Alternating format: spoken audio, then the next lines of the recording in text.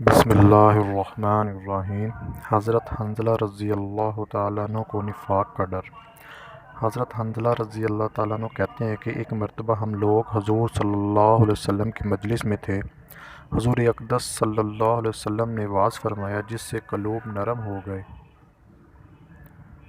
اور آنکھوں سے آنسو بہنے لگے اور اپنی حقیقت ہمیں ظاہر ہو گئی۔ حضور صلی اللہ علیہ وسلم کی مجلس سے اٹھ کر میں گھر آ گیا۔ بیوی بچے پاس آ گئے اور کچھ دنیا کا تذکرہ شروع ہو گیا اور بچوں کے ساتھ ہنسنا بولنا، بیوی کے ساتھ مذاق شروع ہو گیا اور وہ حالت جاتی رہی جو حضور صلی اللہ علیہ وسلم کی مجلس میں تھی۔ دفعتاً خیال آیا کہ میں پہلے سے کس حال میں تھا، اب کیا ہو گیا؟ میں نے اپنے دل میں کہا کہ تو منافق ہو گیا کہ ظاہر میں حضور اقدس صلی اللہ علیہ وسلم کے سامنے تو وہ حال تھا اور اب گھر میں آ کر یہ حالت ہو گئی۔ میں اس پر افسوس اور رنج کرتا ہوا اور یہ کہتا ہوا گھر سے نکلا کہ حنظلہ تو منافق ہو گیا۔ سامنے سے حضرت ابوبکر صدیق رضی اللہ تعالیٰ عنہ تشریف لا رہے تھے۔ میں نے ان سے عرض کیا کہ حنظلہ تو منافق ہو گیا۔ وہ یہ سن کر فرمانے لگے، سبحان اللہ، کیا کہہ رہے ہو؟ ہرگز نہیں۔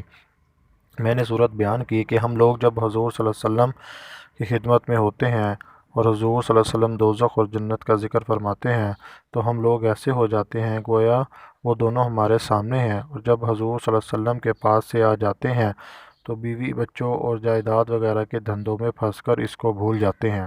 حضرت ابوبکر صدیق رضی اللہ تعالیٰ عنہ نے فرمایا کہ یہ بات تو ہم کو بھی پیش آتی ہے، اس لیے دونوں حضور صلی اللہ علیہ وسلم کی خدمت میں حاضر ہوئے اور جا کر حنظلہ رضی اللہ تعالیٰ عنہ نے عرض کیا کہ یا رسول اللہ صلی اللہ علیہ وسلم، میں تو منافق ہو گیا۔ حضور صلی اللہ علیہ وسلم نے فرمایا، کیا بات ہوئی؟ حنظلہ نے عرض کیا کہ جب ہم لوگ آپ کی خدمت میں حاضر ہوتے ہیں اور آپ جنت اور دوزخ کا ذکر فرماتے ہیں تب تو ہم ایسے ہو جاتے ہیں کہ گویا وہ ہمارے سامنے ہیں، لیکن جب خدمت اقدس سے چلے جاتے ہیں تو جا کر بیوی بچوں اور گھر بار کے دھندوں میں لگ کر بھول جاتے ہیں۔ حضور صلی اللہ علیہ وسلم نے ارشاد فرمایا کہ اس ذات کی قسم جس کے قبضہ میں میری جان ہے، اگر تمہارا ہر وقت وہی حال رہے جیسا میرے سامنے ہوتا ہے تو فرشتے تم سے بستروں پر اور راستوں پر مصافحہ کرنے لگیں، لیکن حنظلہ بات یہ ہے کہ گاہے گاہے، یعنی آدمی کے ساتھ انسانی ضرورتیں بھی لگی ہوئی ہیں جن کو پورا کرنا بھی ضروری ہے۔ کھانا پینا، بیوی بچے اور ان کی خبر خیر لینا، یہ بھی ضروری چیزیں ہیں، اس لیے اس قسم کے حالات کبھی کبھی حاصل ہوتے ہیں، نہ ہر وقت یہ حاصل ہوتے ہیں اور نہ اس کی امید رکھنی چاہیے۔ یہ فرشتوں کی شان ہے کہ ان کا کوئی دوسرا دھندا ہے ہی نہیں، نہ بیوی بچے، نہ فکر معاش اور نہ دنیاوی قصے، اور انسان کے ساتھ چونکہ بشری ضروریات لگی ہوئی ہیں اس لیے وہ ہر وقت ایک سی حالت پر نہیں رہ سکتا۔